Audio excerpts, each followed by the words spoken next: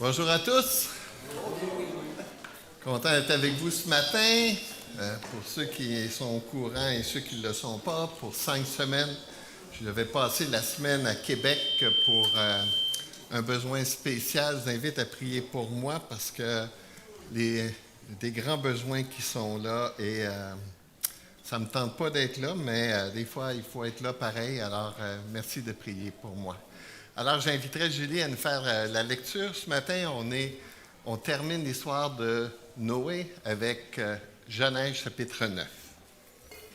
Je vous invite à prendre vos Bibles parce que ce matin, on va se promener dans le passage. Alors, si vous voulez être capable de me suivre, c'est important que vous ayez votre Bible avec vous. Julie, merci. Donc, Genèse 9. Dieu bénit Noé et ses fils.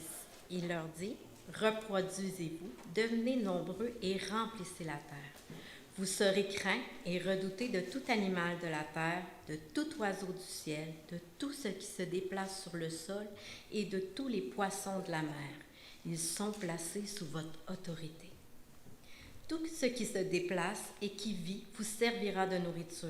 Je vous donne tout cela de la même manière que je vous ai donné l'herbe verte. Seulement, vous ne mangerez aucune viande avec sa vie, avec son sang.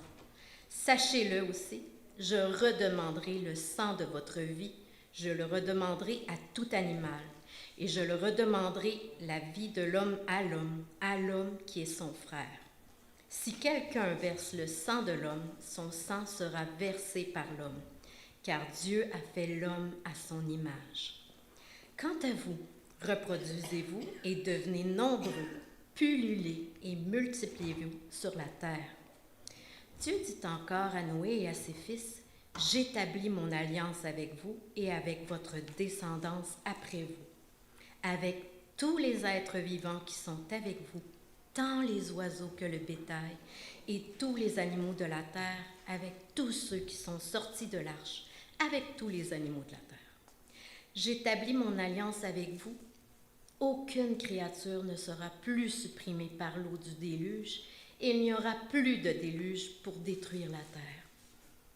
Dieu dit: voici le signe de l'alliance que j'établis entre moi et vous, ainsi que tous les êtres vivants qui sont avec vous pour toutes les générations. J'ai placé mon arc parmi les nuages, et il servira de signe de l'alliance conclue entre moi et la terre. Quand j'aurai rassemblé les nuages au-dessus de la terre, l'arc apparaîtra parmi les nuages, et je me souviendrai de mon alliance entre moi et vous, ainsi que tous les êtres vivants de toutes les espèces.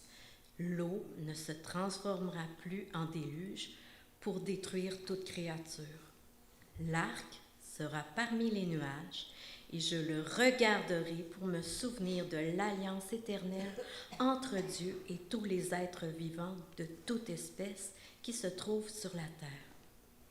Dieu dit à Noé: tel est le signe de l'alliance que j'établis entre moi et toute créature de la terre. Les fils de Noé qui sortirent de l'arche étaient Sem, Cham et Japheth. Cham fut le père de Canaan. Voilà quels sont les 3 fils de Noé. Ce sont eux qui ont peuplé toute la terre. Noé commença à cultiver le sol et planta de la vigne. Et il but du vin et devint ivre, si bien qu'il se dénuda au milieu de sa tente. Cham, le père de Canaan, vit la nudité de son père et en parla à ses 2 frères qui se trouvaient à l'extérieur.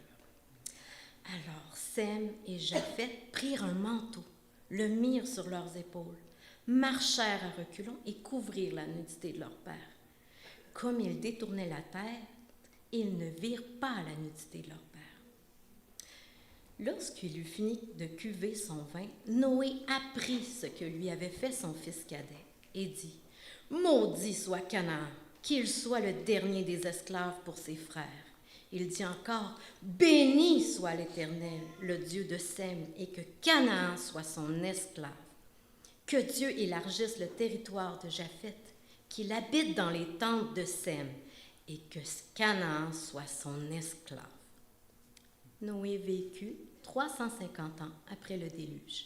Il vécut en tout 950 ans, puis il mourut.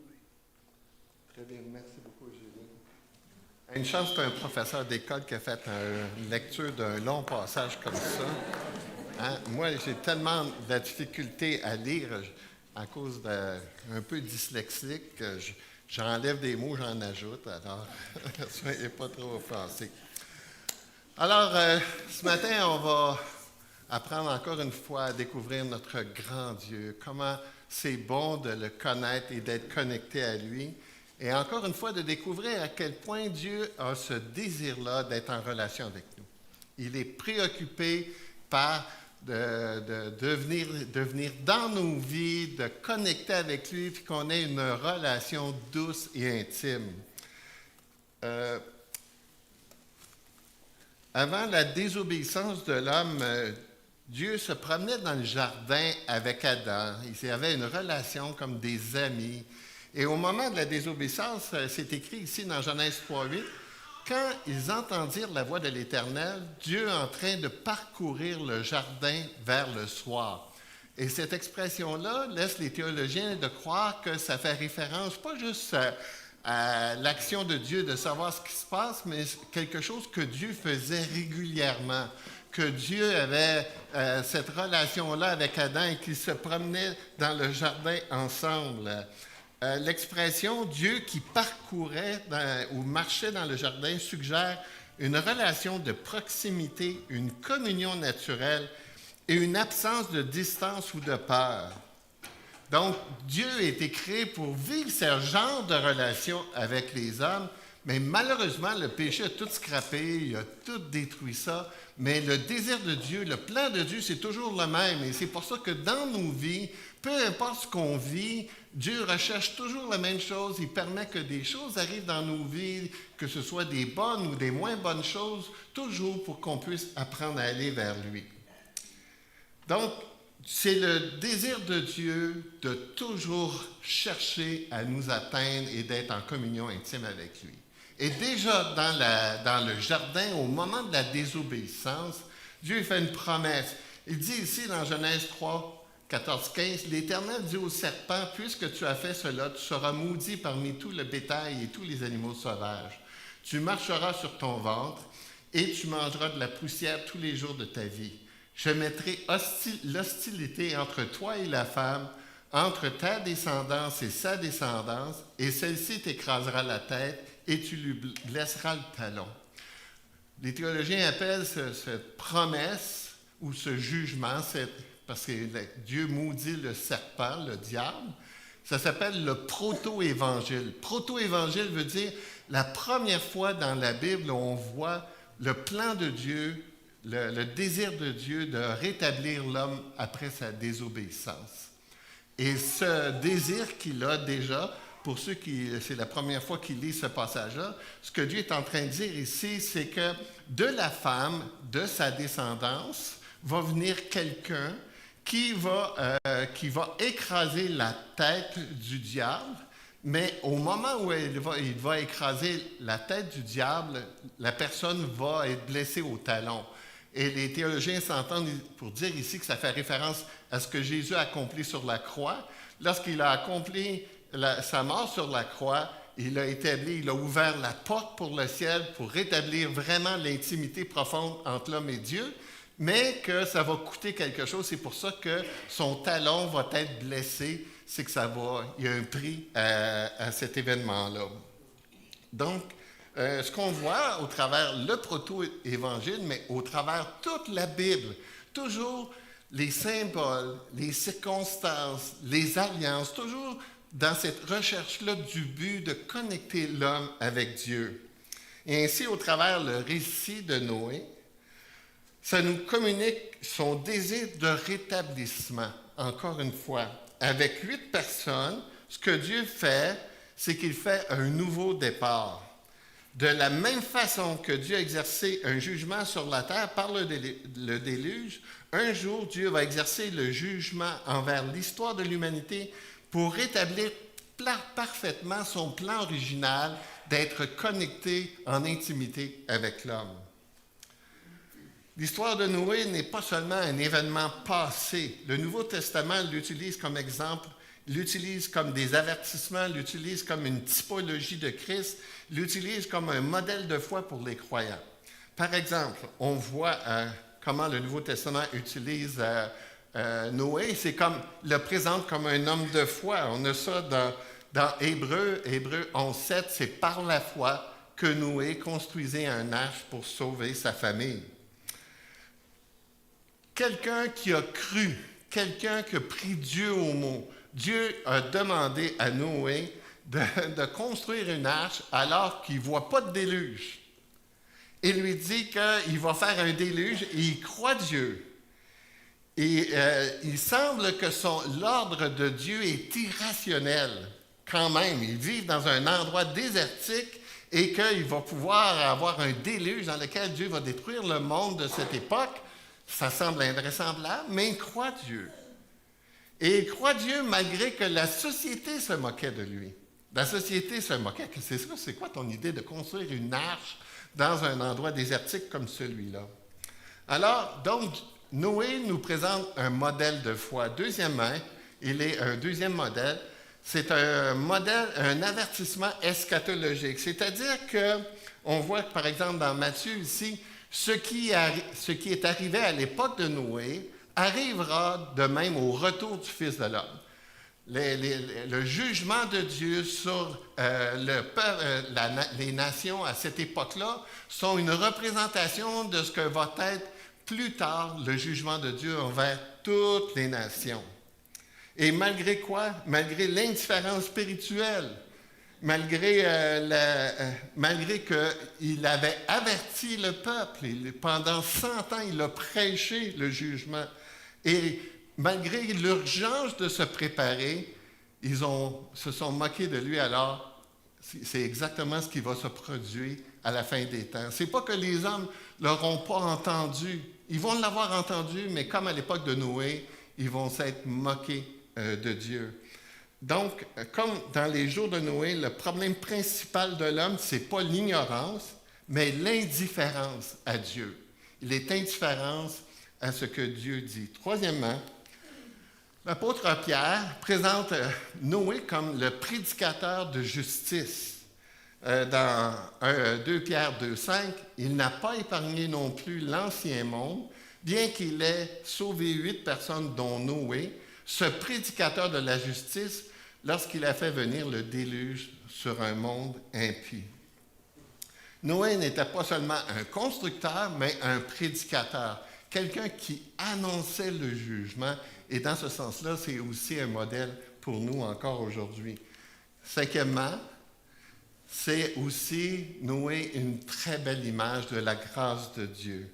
On voit dans 1 Pierre chapitre 3 ici, c'est alors aussi qu'il est allé faire, en parlant de Jésus, faire une proclamation aux esprits en prison, ceux-là même qui avaient été rebelles autrefois, lorsque la patience de Dieu se prolongeait à l'époque de Noé, pendant la construction de l'arche.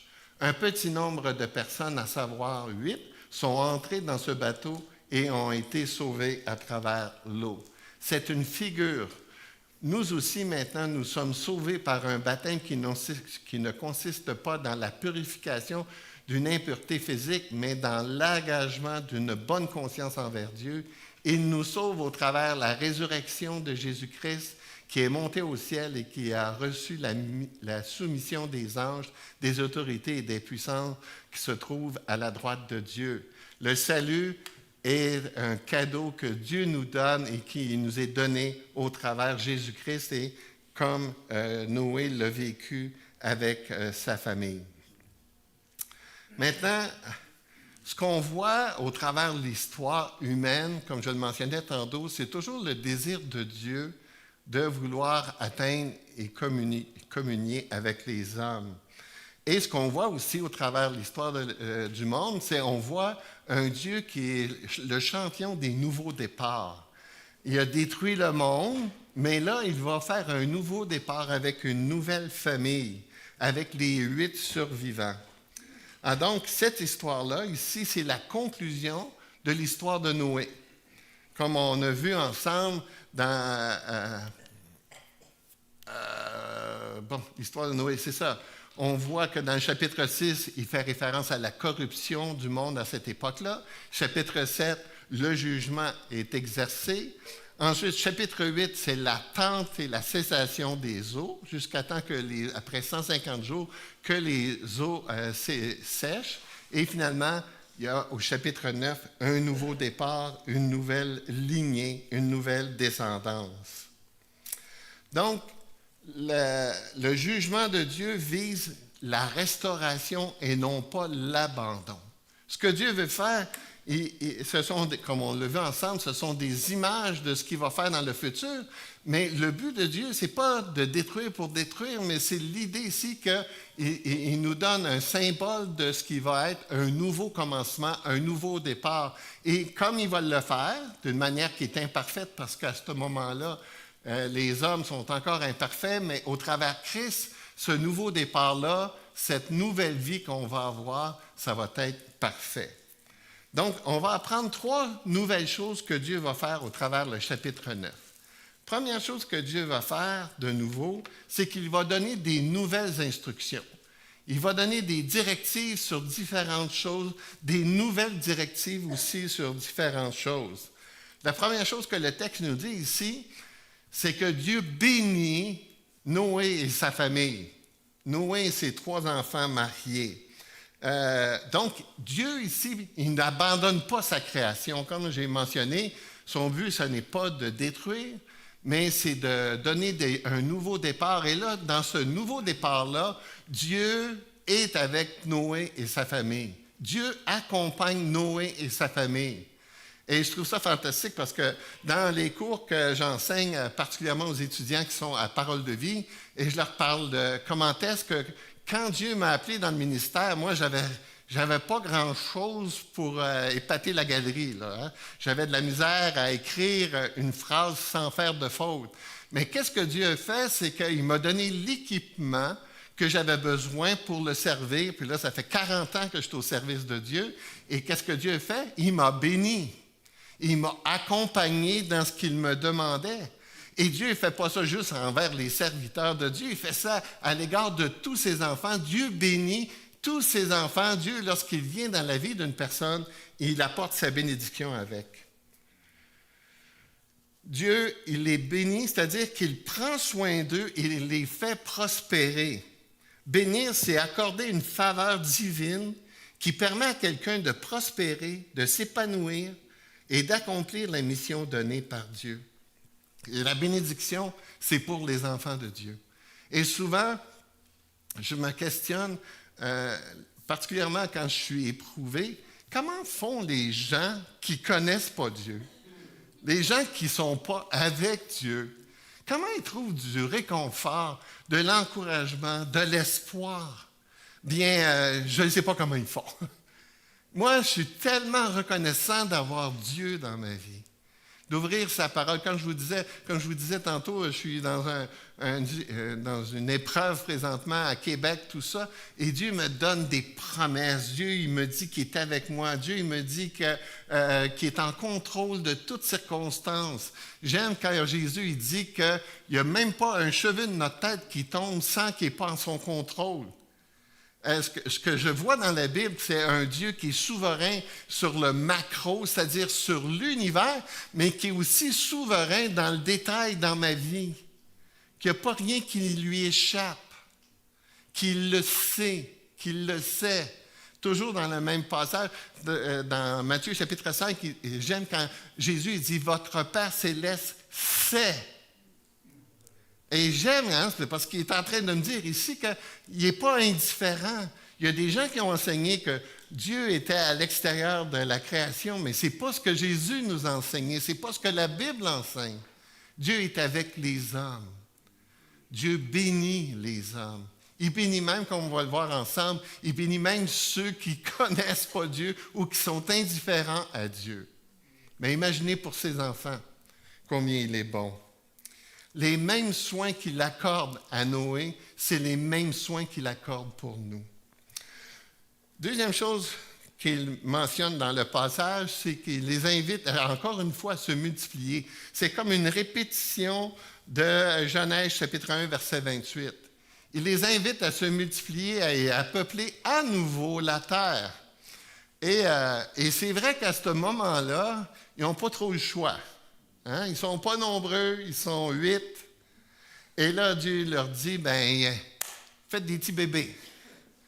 Et c'est vrai qu'à l'époque, c'était absolument nécessaire. Est-ce que c'est encore un commandement qui s'adresse à nous aujourd'hui?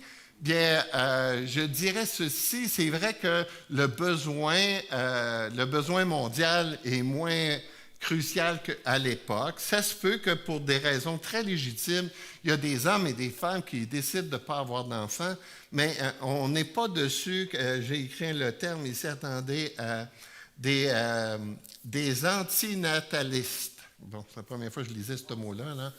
Alors j'ai l'air brillant. Et ce que ça dit, c'est des gens, vous avez entendu parler de ça il y a quelques années, des gens qui refusent d'avoir des enfants et qui se font même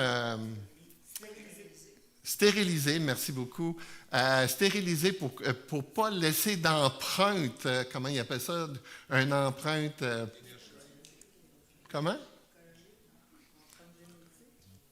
Que tu maganes le moins possible la terre ou l'avenir de la terre. Pardon? Non, c'est pas carbone. Il y a une expression, c'est pas grave, c'est pas dans mes notes, c'est pour ça que je me cherche. Alors, mais l'idée quand même, c'est que c'est toujours le plan de Dieu, parce que le plan de Dieu, avec la famille, c'est pas nécessairement juste la multiplication pour remplir la terre, mais dans le plan de Dieu, la famille, wow, ça forme nos vies. Dieu utilise la famille pour travailler dans nos vies, pour nous instruire, pour nous transformer. Puis dans ce sens-là, je pense que c'est nécessaire encore d'avoir des enfants pour expérimenter le plan merveilleux de Dieu. Hein? Comme je dis souvent, la famille, c'est le laboratoire de la vie. Il y a des choses qu'on apprend dans la famille qui nous équipent pour pouvoir faire face aux relations humaines et à la société qui nous entoure. Une autre chose que le texte enseigne ici, il parle de la soumission de la création, la soumission du monde animal. Et le texte nous dit ici que Dieu dit à Noé que les êtres, c'est-à-dire les animaux qui étaient dans l'arche, qui vont venir sur la terre, qui vont se multiplier, vont avoir une relation de crainte avec l'homme. À vrai dire, c'est plus qu'une. On pense que la relation de crainte ici, c'est relié au fait qu'ils vont pouvoir être mangés. Juste avant le déluge, il semblerait que l'homme est végétarien. Et que là, à partir de cette nouvelle génération, de cette nouvelle descendance, là, Dieu dit qu'elle va être carnivore. Tu m'as enlevé mon punch. Amen! Moi, comme on dirait, je suis un viandeux. Hein? Alors, un carnivore, ici, c'est moi et ma famille. Et donc, c'est quand même différent parce que quand c'était à l'époque du végétarisme, il semblerait qu'ils avaient une relation différente avec la création, avec les animaux. Tandis que là, le texte nous dit qu'ils vont avoir de la crainte de Noé et de sa famille. Un dernier élément qui est enseigné dans cette première section du chapitre 9, c'est l'idée qu'on doit avoir le respect de la vie. Maintenant que l'homme peut tuer l'animal, bien Dieu lui donne des directives. Une des choses qu'il donne comme directive, c'est que tu ne devras pas manger l'animal avec son sang. Il n'y a pas de raison,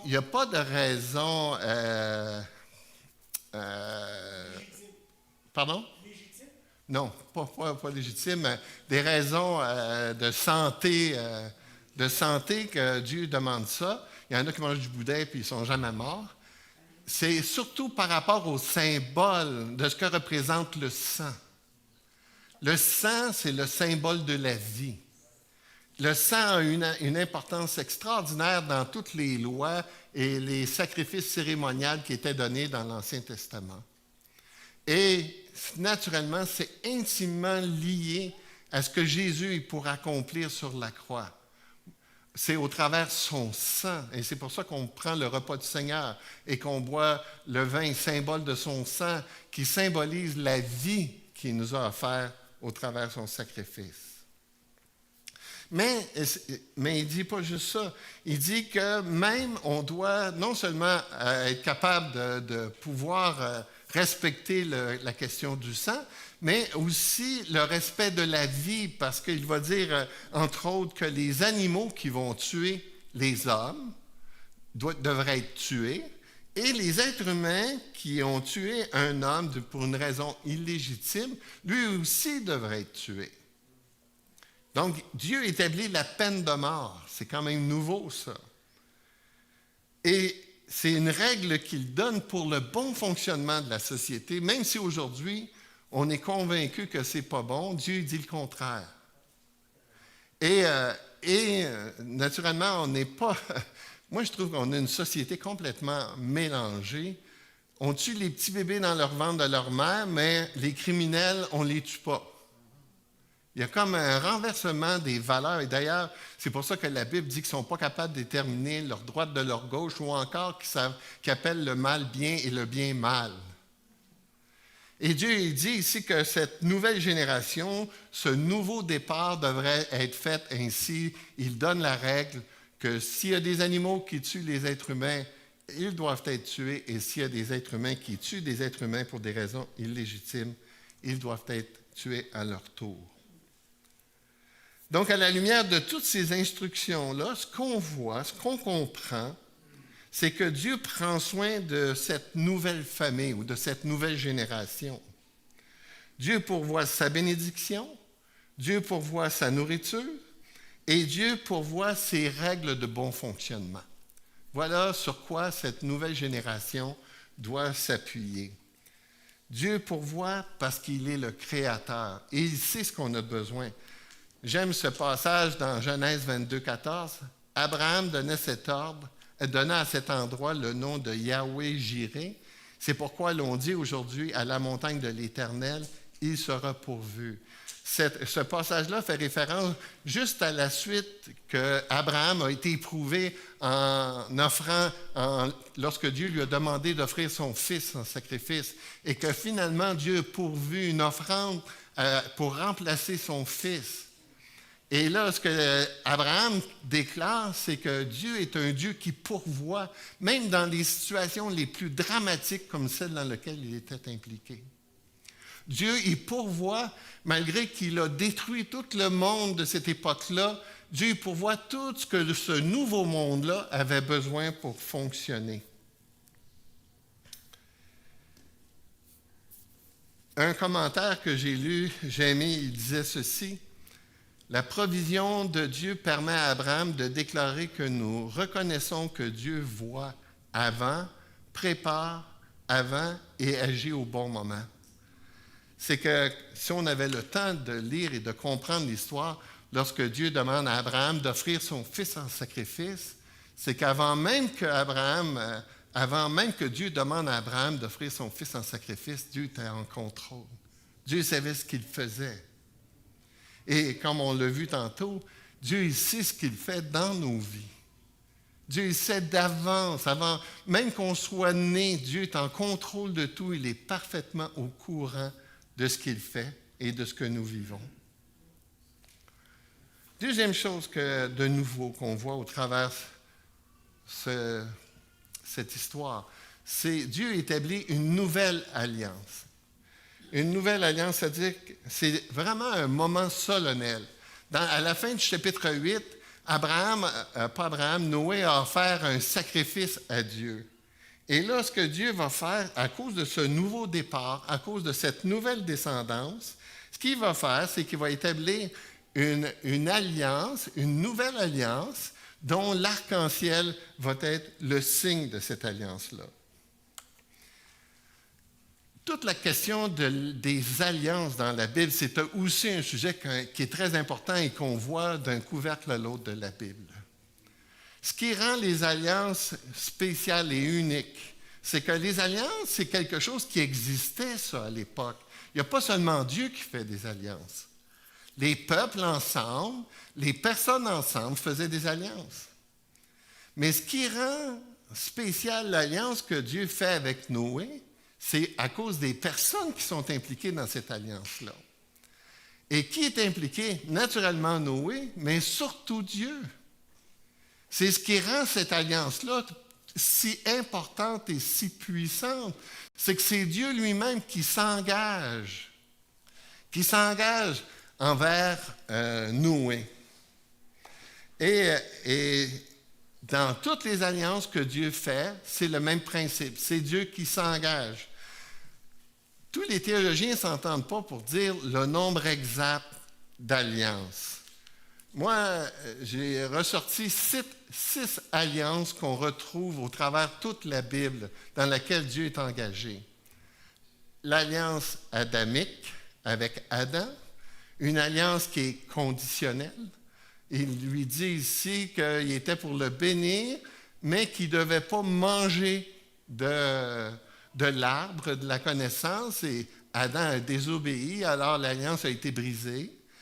L'alliance noachique, ça c'est celle qu'on est en train d'étudier. L'alliance abrahamique, l'alliance mosaïque, l'alliance davidique et la nouvelle alliance qu'on a avec Jésus. Quand on regarde ça, ce qu'on voit, c'est que les alliances ne sont pas indépendantes, mais elles sont dépendantes les unes sur les autres. C'est comme un fil conducteur.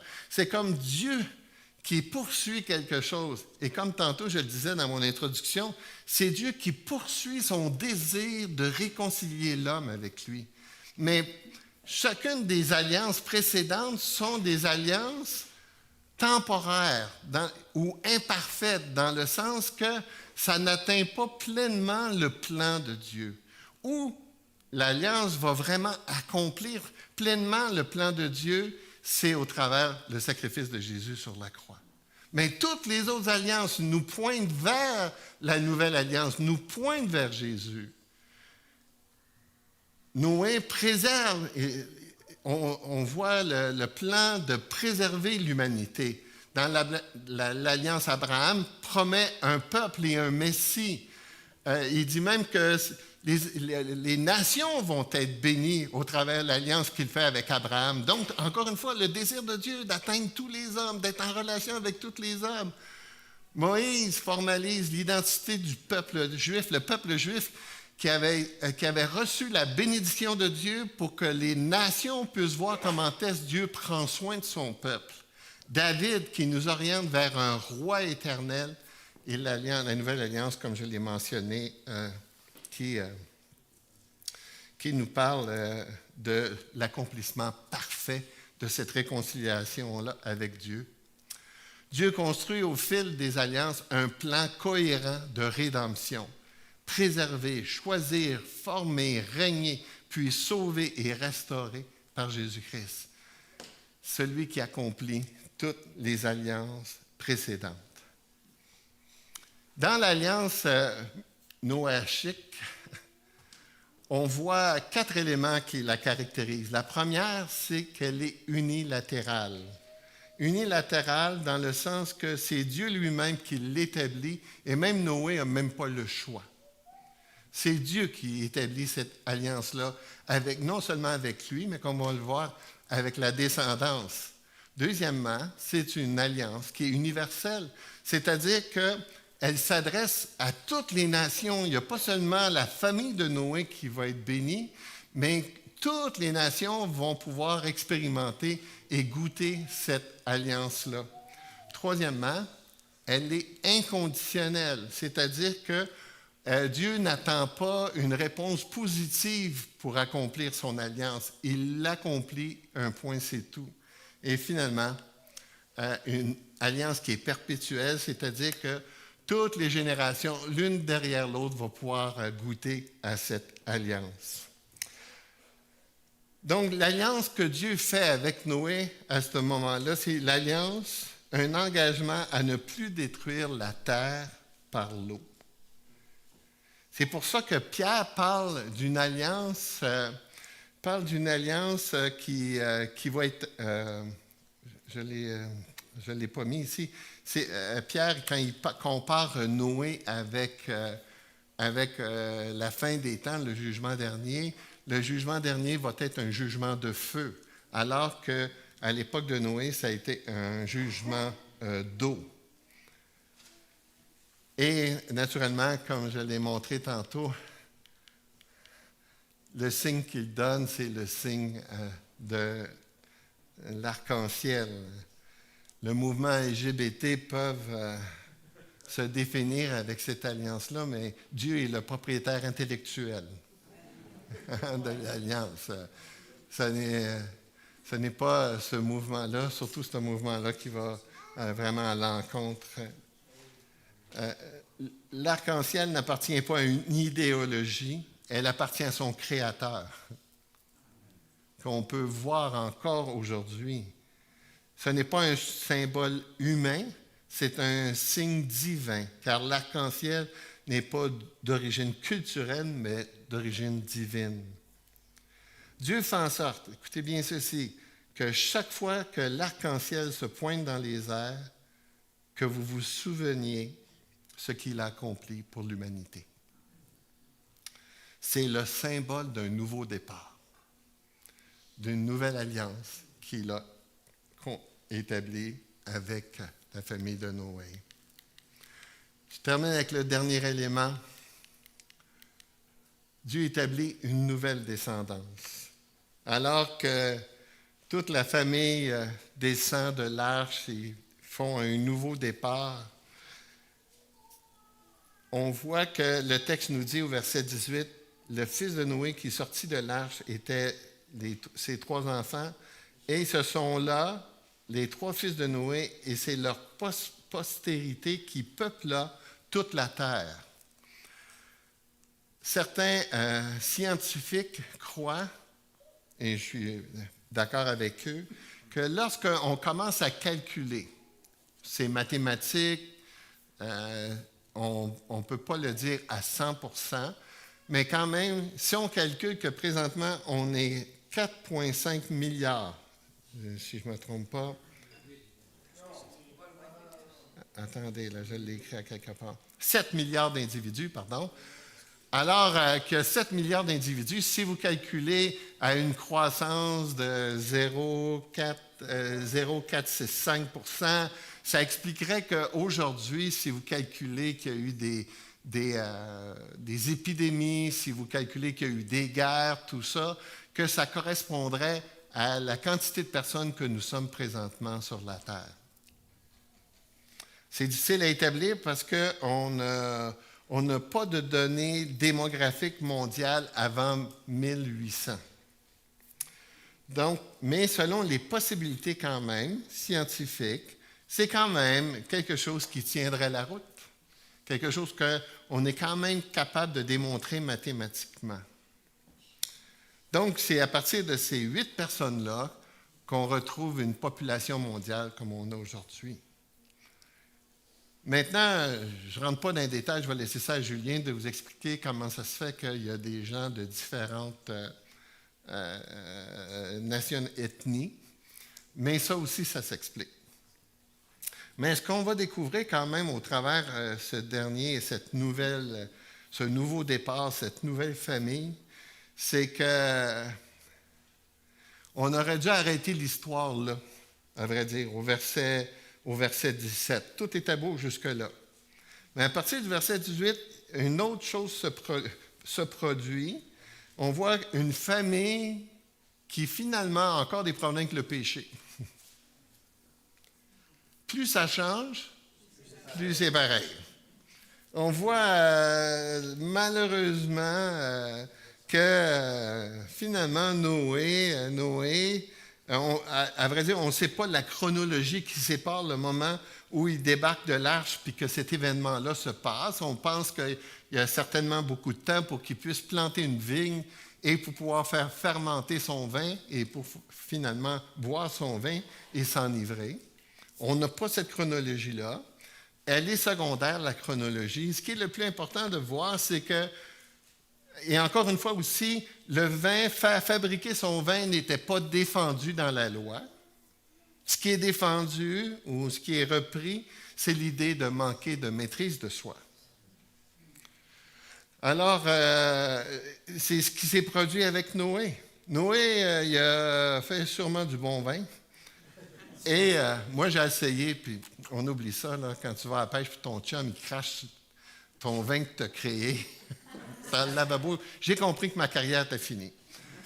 Et, mais là, Noé, il faut dire qu'il n'y avait pas grand choix là, à cette époque-là.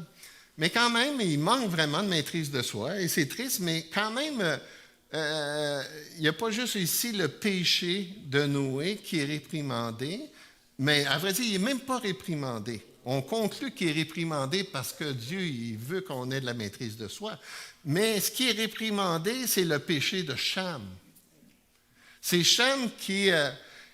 alors que, c'est intéressant, le texte dit ici, alors que Noé a cuvé son vin, alors d'une manière quelconque, il s'est dénudé, et Cham a vu son père nu, puis au lieu d'être attristé par la circonstance, il va voir ses frères, puis il les informe que son père est nu dans sa chambre. Et les deux frères, ce qu'ils font, c'est que ils prennent le soin d'aller vers le père qui était encore en train de dormir et de pouvoir le couvrir sa nudité. La nudité ici, dans la Bible, c'est un concept qui est très important dans lequel on invite les familles à être attentifs à ça, que ce n'était pas acceptable qu'on puisse dévoiler surtout la nudité des parents envers les enfants. Mais quand même, ici, ce qu'on voit, c'est que Cham n'est pas très différent de son père. Il traîne avec lui sa nature humaine. Et là, qu'est-ce que Noé va faire lorsqu'il va être revenu à son bon sens? C'est qu'il va porter une malédiction sur Cham et sa descendance. Et que c'est la descendance de Sem qui va être honorée et Cham va être maudit. Et même Japheth va être soumis à Sam. Quelques commentaires pour conclure. L'une des plus belles choses qu'on apprend à travers cette histoire-là, c'est sur le caractère de Dieu. Un caractère qui est indépendant de nos actions. Ses actions sont fondées sur ce qu'il est et il est fidèle malgré comment est l'humanité, avant le déluge ou après le déluge. Dieu nous offre au sein du chaos, au sein d'un déluge, au sein de nos catastrophes, à expérimenter sa grâce dans nos vies, à aller auprès de lui dans ces moments-là difficiles. Et cette histoire-là nous enseigne aussi comment est-ce que Dieu est le Dieu des nouveaux départs. Malgré les déluges de nos vies, Dieu veut qu'on apprenne à le connaître parce qu'il est le Dieu de la deuxième, de la troisième et de la xème chance. Dieu ne lance pas la serviette quand les choses sont dramatiques dans nos vies. Dieu reste proche de nous. Dieu veut nous accompagner dans ces moments-là dramatiques dans nos vies. Le chapitre 9 débute par « Dieu bénit Noé et ses fils ». Mais on pourrait très bien lire « Dieu bénit Carole »,« Dieu bénit Louis »,« Dieu bénit Michel »,« Dieu bénit Martine ». C'est le même Dieu, la même bénédiction et la même grâce. Au milieu de nos chaos, Dieu est fidèle parce qu'il ne peut se renier lui-même. Malgré les épreuves, on peut toujours chercher Dieu, l'honorer puis vivre en étant dépendant de lui. Si cette histoire-là est venue jusqu'à nous aujourd'hui, c'est parce que c'est une vraie histoire. Dieu a respecté son alliance avec Noé. Et Dieu désire toujours aujourd'hui nous bénir et être en communion avec nous. Et là, ça nous ramène dans le jardin d'Éden. Le même dessein de Dieu pour l'humanité. Dieu qui a pourvu ce qu'on a besoin pour être réconcilié avec lui, parce qu'on a été créé à son image et qu'on est ses créatures. Il nous a créés pour une relation, pour être dans cette intimité avec lui. Et malgré le rejet répété de l'humanité, Dieu cherche encore à atteindre les hommes et les femmes de ce monde. Dans le chapitre 3 de la Genèse, Adam et Ève, Dieu ne les a pas abandonnés, même s'ils ont fui.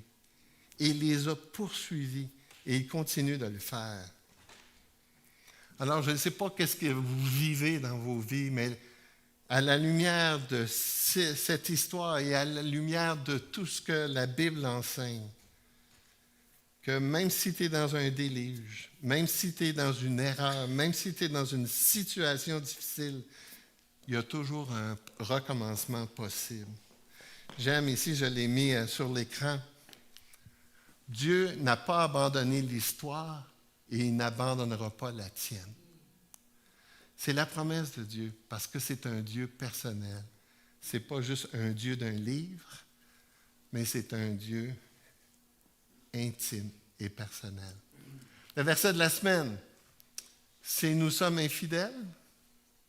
Lui reste fidèle, car il ne peut se renier lui-même. Prions. Seigneur Jésus, je te prie, Seigneur, d'utiliser tout ce que j'ai voulu communiquer pour que tu puisses nous convaincre dans nos vies à quel point tu es concerné, à quel point tu nous aimes, à quel point les déluges, les épreuves, les chaos, que tu es le Dieu de la 2e, de la 3e, de la 10e, de la 20e chance. Tu ne vas jamais lancer la serviette parce que tu ne peux pas te renier toi-même. Merci pour l'alliance que tu fais avec nous. Merci Jésus pour être venu sur la croix, pour produire dans nos vies un nouveau départ. Merci Seigneur pour cette nouvelle vie. Je l'apprécie tellement. Merci d'avoir sauvé mes enfants. Je te prie pour mes frères et mes sœurs, pour ceux qui n'ont pas expérimenté encore cela dans leur vie, que tu les encourages, que tu leur montres que tu es souverain, puis que tu veux poursuivre leurs enfants aussi. Merci Jésus. Merci pour l'Évangile. Amen.